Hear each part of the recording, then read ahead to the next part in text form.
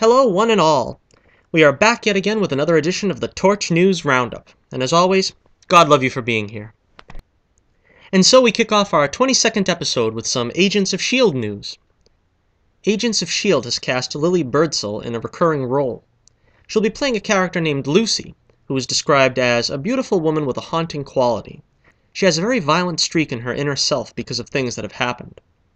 Sounds like her character might tie into this season's Ghost Rider storyline. Batman voice actor Jason O'Mara is joining Agents of S.H.I.E.L.D. this season as well, as the agency's new director. His character is described as a character whose Marvel roots go back to the 1940s. Now, I know I'm pipe dreaming, but I really hope he turns out to be the White Nick Fury! You know, the original?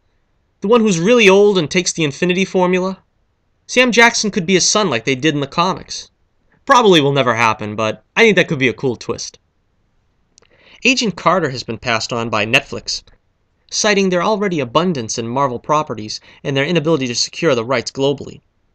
So those hoping to find out what happens between Peggy and Sousa and who killed Jack Thompson are forced to cry in their beer.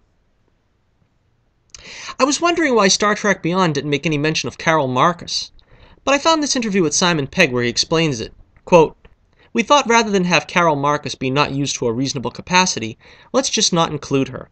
Have her be alive, in canon, and be ready to come back at any time."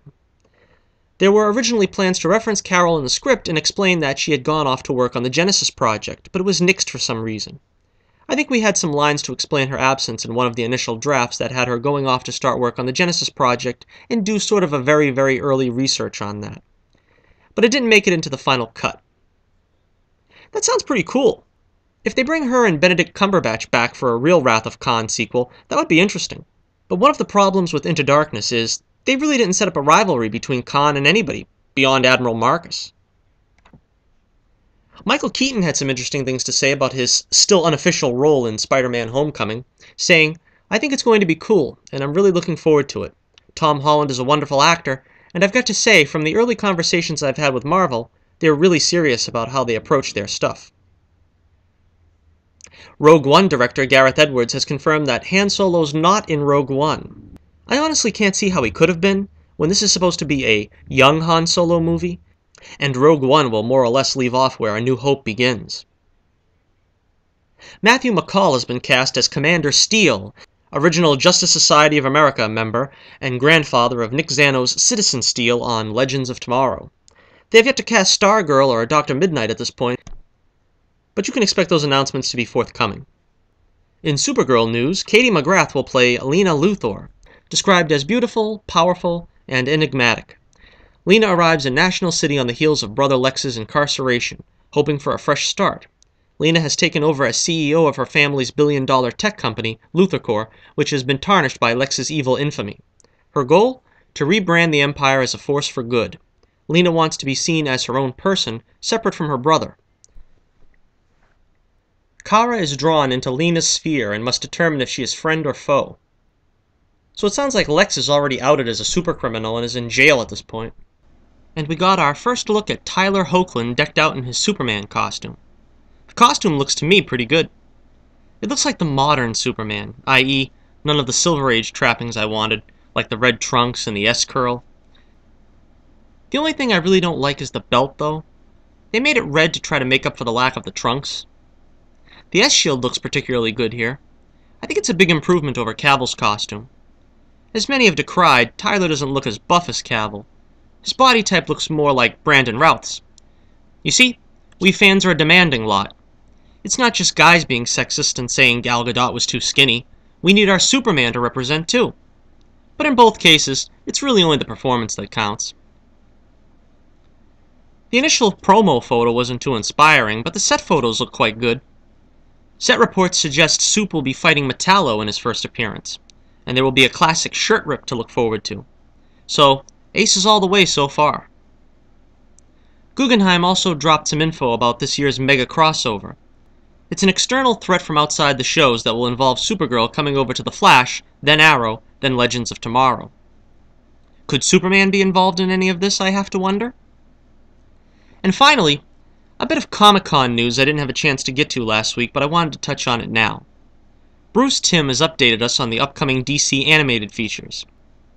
Next up, Justice League Dark, which has the more mystical heroes of the DC universe joining forces, including Zatanna, who is always a favorite, Deadman, Etrigan, and here's the big one, Matt Ryan lending his voice to the character of Constantine.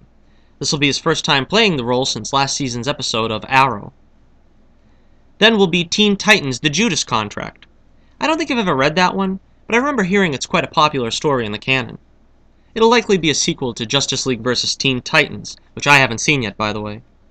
So I don't know if they're replacing Dick with Damian for the story or not.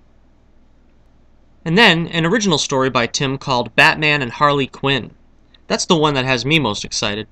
I really hope Conroy and Hamill are in that one. It would be kinda sad to have their collaborations end on the Killing Joke. I've never liked that story to begin with, so I'm in no hurry to see the movie.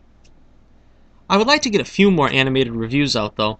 I saw Justice League War on Netflix, and that was a total bust.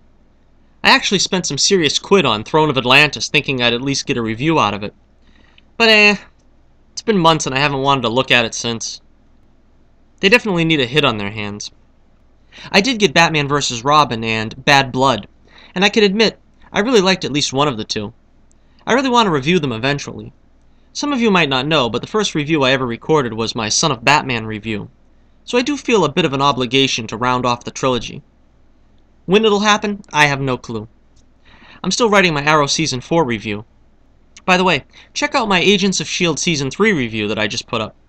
Even if you dropped AOS, it could at least get you up to speed if you intend to check the show out for this upcoming Ghost Rider-flavored season. And that's about it. Last week's poll question, which Comic-Con film trailer was your favorite? Justice League got 0%. I probably would have voted for it. Tied for second place, Suicide Squad and Doctor Strange with 20% apiece. And the big winner, Wonder Woman. We love our Wonder Woman, with 60% of the vote. I don't know what the next question will be as of this recording, but check out my Twitter link in the description to vote in next week's poll. This is Johnnie Torch, and do me a favor, be kind to somebody today, even if it's only yourself. Keep the flame burning brightly, and I'll be with you again real soon.